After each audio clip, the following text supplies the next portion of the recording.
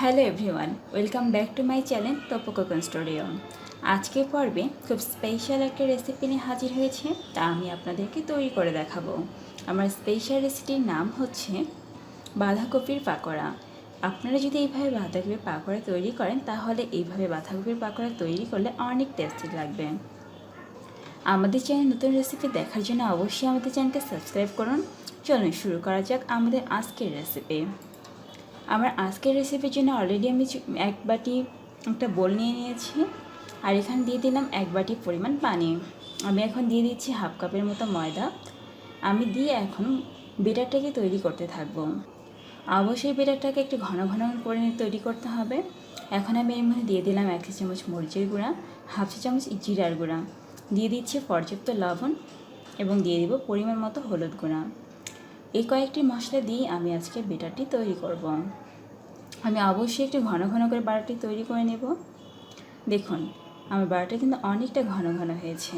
ঘন ঘন যদি না হয় তাহলে কিন্তু বাঁধাকপির গায়ে এই গোলাটা লাগবে না। দেখুন আমি কীভাবে অলরেডি লম্বা লম্বা করে বাঁধাকপিকে কেটে নিয়েছি। আমি এইভাবে লম্বা লম্বা করে আজকে চপটি তৈরি করব। দেখুন অলরেডি আমার বাটারটা তৈরি করা হয়ে গেছে, অনেকটা ঘন ঘন হয়েছে। এখন আমি এভাবে এর মধ্যে আমার বাঁধাকপিগুলোকে উল্টিয়ে নিয়ে তারপর চুলায় দিয়ে দিব ভাজার জন্য।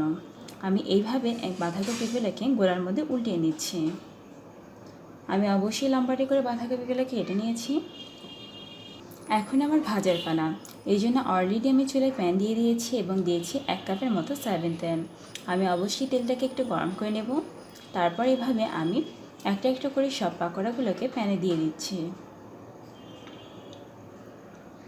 অবশ্যই পাকোড়াটাকে ভাজতে একটু টাইম দিয়ে ভাজতে হবে, তাছাড়া পাকোড়া ভাজা কিন্তু একদমই ভালো হবে না। এক পাশটা যখন লালচে বর্ণের হয়ে আসবে ঠিক তখনই কিন্তু আমি অপর পাশটা উল্টে দেব। তার আগে কিন্তু আমি পাকোড়াটা উল্টানোর কোনো চেষ্টা করব না। আমি এখন ধীরে ধীরে করে আমার বানানো সব পাকোড়াগুলোকে প্যানে দিয়ে দিই।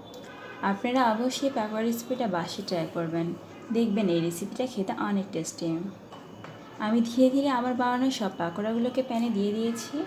আমার পাকোড়া এক পাশটা অলরেডি দেখে মনে হচ্ছে কি ব্রাউন কালার হয়ে গেছে। আমি এখন ধীরে ধীরে পাকোড়াগুলোকে উল্টিয়ে দেব।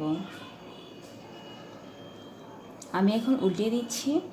যতক্ষণ পর্যন্ত এক পাশটা ব্রাউন কালার না হবে ততক্ষণ পর্যন্ত পাকোড়াটা উল্টানোর চেষ্টা করা যাবে না। দেখুন আমার পাকোড়াটা অলরেডি ভাজা হয়ে গেছে, আমার দুপাশেই কিন্তু ব্রাউন কালার হয়ে গেছে। ঠিক এখন এরকম যখন দুপাশটা ব্রাউন কালার হয়ে আসবে ঠিক তখনই প্যান থেকে তুলে ফেলতে হবে। আমি এখন পাকোড়াটা একটু পর তুলে ফেলব। আমার পাকোড়াটা অলরেডি ব্রাউন কালার হয়ে গেছে। আমি এখন এভাবে তেল নিংড়িয়ে পাকোড়াগুলোকে তুলব। আমি ধীরে ধীরে একটা একটা করে সব পাকোড়াগুলোকে এভাবে সার্ভিং করে তুলে ফেলছি। দেখলেন তো কত ইজিলিভাবে তৈরি করে ফেললাম আমার আজকের এই পাকোড়া রেসিপি। আপনারা অবশ্যই রেসিপিটা বাসায় ট্রাই করবেন। কেমন লাগলো অবশ্যই আমাকে জানাবেন কমেন্ট সেকশনে। আজকের মতো এখানেই বিদায় নিচ্ছি। আগামীকাল দেখা হবে নতুন আরেকটি রেসিপির সঙ্গে। সবাই ভালো থাকুন, সুস্থ থাকুন।